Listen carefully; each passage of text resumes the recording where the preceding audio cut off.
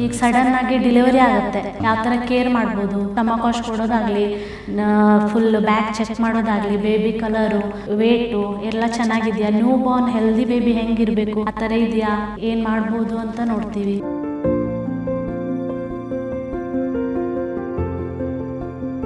ನಾವು hand over ಕೊಟ್ಟಾದ್ಮೇಲೆ patients conditions ನೈಟಲ್ಲಿ ಏನಾದರೂ ಕ್ರಿಟಿಕಲ್ ಆಗಿತ್ತೋ ಅಥವಾ ನೈಟ್ ಅಡ್ಮಿಷನ್ ಬಂದಿರೋದು ಯಾವುದು ಅದನ್ನೆಲ್ಲ ರಿಕವರಿ ತೊಗೊಂಡು ಅದನ್ನೆಲ್ಲ ಕರೆಕ್ಟಾಗಿ ನೋಡ್ಕೊಂಡು ಆದಮೇಲೆ ಪೇಷಂಟ್ ಸೈಡ್ ಹ್ಯಾಂಡ್ ಓವರ್ ತೊಗೋತೀವಿ. ಪೇಷಂಟ್ ಸೈಡ್ ಹ್ಯಾಂಡ್ ಓವರ್ ತೊಗೊಂಡಾಗ ಪೇಷಂಟಿಗೆ ಏನೇನು ಆಗಿರೋದು, ಏನಾದರೂ ಕ್ಯಾನಿಲಾ, ಸ್ವೆಲ್ಲಿಂಗ್ ಎಲ್ಲ ಚೆಕ್ ಮಾಡ್ಕೊಂಡು ಅದಾದಮೇಲೆ ಹ್ಯಾಂಡ್ ಓವರ್ ಕಂಪ್ಲೀಟೆಡ್ ಮತ್ತೆ ಪೇಷಂಟ್ಸ್ ಕೆಲಸ ಸ್ಟಾರ್ಟ್ ಮಾಡ್ತೀವಿ.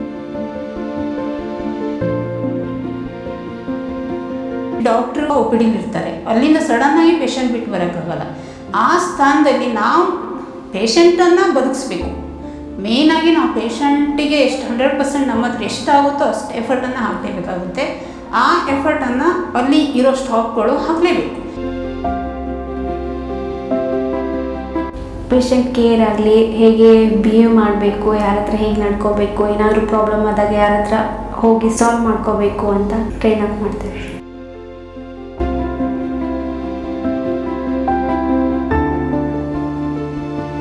ತಾಳ್ಮೆ ಅಂತ ಬಂದಾಗ ಸಹ ನಾವೊಂದು ಪೇಷಂಟನ್ನು ನಮ್ಮ ಮನೆಯವರೇ ಅಥವಾ ನಮಗೆ ಬೇಕಾದವರೇ ಅಂತ ನಾವು ಅವ್ರನ್ನ ಟ್ರೀಟ್ ಮಾಡಿದಾಗ ಸೊ ನಾವು ಮಾತಲ್ಲೂ ಅವ್ರಿಗೆ ತಿಳಿಸೇ ಹೇಳ್ತೀವಿ, ನಿಧಾನವಾಗಿ ತಿಳಿಸೇ ಮಾತಾಡ್ತೀವಿ. ಆವಾಗ ನಾವು ತಾಳ್ಮೆ ಕಳ್ಕೊಳ್ಳುವಂಥ ಸಿಚುವೇಶನ್ಸ್ ಅಲ್ಲಿ ಬರೋದೇ ಇಲ್ಲ.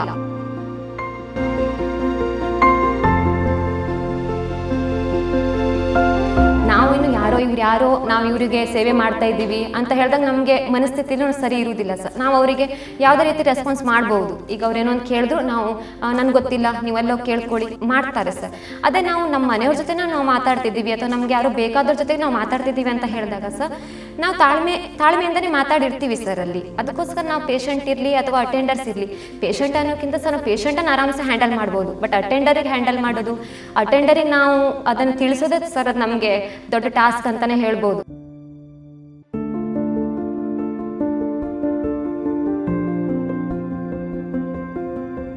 ತುಂಬ ಕ್ರಿಟಿಕಲ್ ಕೇಸಸ್ಸು ಅವೆಲ್ಲ ರಿಕವರಿ ಆಗಿ ಈ H1N1 ಬಂತಲ್ಲ ಆವಾಗೆಲ್ಲ ತುಂಬಾ ಕೇಸಸ್ ಕ್ರಿಟಿಕಲ್ ಇರುತ್ತೆ.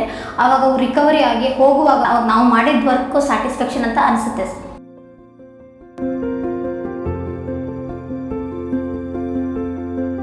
ಈಗ ಲೋ ಬರ್ತ್ ವೇಟ್ ಇರುತ್ತೆ, ಪ್ರಿಮೆಚೂರ್ ಬೇಬಿ ಇರುತ್ತೆ, ಆಫ್ಟರ್ ಡೆಲಿವರಿ ಬರ್ತ್ ಎಸ್ಪೆಕ್ಸಿ ಆಗೋಂಥ ಬೇಬಿ ಬಂದಿರುತ್ತೆ. ಅದಕ್ಕೆ ಬೇರೆ ಬೇರೆ ಥರನೇ ಟ್ರೀಟ್ಮೆಂಟ್ ಇರುತ್ತೆ. ಅದನ್ನ ಹೆಂಗೆ ಮಾಡ್ಬೋದು, ಯಾವ ಥರ ಸರ್ವ್ ಮಾಡ್ಬೋದು ಅನ್ನೋ ಐಡಿಯಾ ತೊಗೋತೀವಿ. ಬ್ರೀತಿಂಗ್ ಡಿಫಿಕಲ್ಟಿ ಇದ್ರೆ ಆಕ್ಸಿಜನ್ ಹಾಕೋದು. ಆಕ್ಸಿಜನ್ ಅಲ್ಲಿ 2-3 ಥರ ಬರುತ್ತೆ, ಆರ್ಟಿಫಿಷಿಯಲ್, ಜೆಲ್, ಬಬಲ್, ವೆಂಟಿ ಆ ಥರ ಬರುತ್ತೆ. ಅದರಲ್ಲಿ ಯಾವ್ದು ಆಗ್ಬೋದು ಅಂತ ಎಲ್ಲ ರೆಡಿ ಮಾಡ್ತೀವಿ.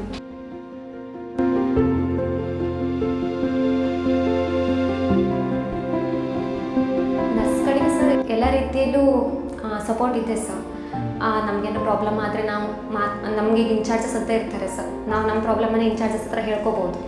ಅವ್ರ ಹತ್ರ ಅದು ಸಾಲ್ವ್ ಆಯ್ತು ಅಂದರೆ ಆಯಿತು ಸರ್. ಇಲ್ಲಾಂದರೆ ನಾವು ಮುಂದೆ ನಮ್ಮ ಮ್ಯಾನೇಜ್ಮೆಂಟಿಂದ ಎಲ್ಲ ಮಾತಾಡಿ ನಮ್ಗೆ ಯಾವುದೇ ರೀತಿ ಪ್ರಾಬ್ಲಮ್ ಇದ್ದು ಸಾಲ್ವ್ ಮಾಡ್ಕೋಬೋದು ಸರ್.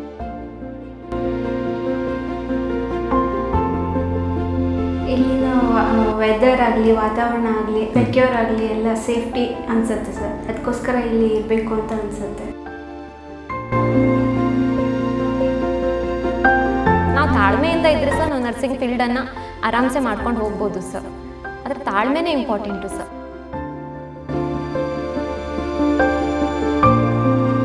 ಎಲ್ಲ ಫ್ರೀಯಾಗಿ ವರ್ಕ್ ಮಾಡಿಕೊಂಡು ಆರಾಮಿದ್ದೀವಿ. ಈಗ ನಾವು ಪೇಷಂಟಿನಿಂದ ತಗೊಂಡ್ರೆ ಅವ್ರಿಗೆ ನಮ್ಮನ್ನು ಬಂದಿರ್ತಾರೆ. ನಾವು ಈಗ ಪೇಷಂಟು ಆರೋಗ್ಯವಾಗಿ ಹೋಗಬೇಕಾದ್ರೆ ನಾವು ಆರಾಮಿದ್ದೀವಿ ಅಂತ ಅವ್ರು ಒಂದು ಮಾತು ಹೇಳ್ತಾರಲ್ಲ, ನಾವು ಆರಾಮಿದ್ದೀವಿ ಅಂತ ಒಂದು ನಗುಮುಖದಿಂದ ನಾನು ಆರಾಮಾಗಿದ್ದೀನಿ ಅಂತ ಹೇಳ್ತಾರಲ್ಲ ಸರ್, ಅದು ಒಂದು ಮಾತು ನಂಗೆ ತುಂಬ ತೃಪ್ತಿ ಅನಿಸ್ತದೆ. ತುಂಬಾ ಖುಷಿ ಉಂಟು ಈ ವರ್ಕ್ ಮಾಡ್ತಾ ಇರೋದಕ್ಕೆ ನನಗೆ. ICUದಲ್ಲಿ ಸ್ಟಾರ್ಟಿಂಗ್ ವೆಂಟಿಲೇಟರ್ ಇರಲಿಲ್ಲ. ವೆಂಟಿಲೇಟರ್ ಫೆಸಿಲಿಟೀಸು ಮತ್ತು ಕ್ಯಾತ್ ಲ್ಯಾಬು, ಡಯಾಲಿಸಿಸ್ಸು ಚಿಕ್ಕದಾಗಿತ್ತು. ಆಮೇಲೆ ಡಯಾಲಿಸಿಸ್ಸು ಕೂಡ ತಂದೆ ಆದಂಥ ದೊಡ್ಡ ಡಿಪಾರ್ಟ್ಮೆಂಟೇ ಲಾಸ್ಟಿಗೆ ಸ್ಟಾರ್ಟ್ ಮಾಡಿದರು. ಆಮೇಲೆ ಕ್ಯಾತ್ ಲ್ಯಾಬ್ ಸ್ಟಾರ್ಟ್ ಮಾಡಿದರು. ತುಂಬ ಇಂಪ್ರೂವ್ಮೆಂಟ್ ಇದೆ. ಅಂದರೆ ಸ್ಟಾರ್ಟಿಂಗ್ ಬಿಲ್ಡಿಂಗ್ ಸ್ಟಾರ್ಟ್ ಆಗೋದ್ರಿಂದ ಈ ತನಕ ತುಂಬಾ ಇಂಪ್ರೂವ್ಮೆಂಟ್ ಇದೆ. ಸ್ಟಾಫ್ಸಿಗಾಗಲಿ ಅಥವಾ ಈ ಡಾಕ್ಟರ್ಸಿಗೆ ಆಗಲಿ ಎಲ್ಲ ಬಂದವರಿಗೆ ತುಂಬ ಫೆಸಿಲಿಟೀಸನ್ನು ಒದಗಿಸ್ಕೊಟ್ಟಿದೆ TSS.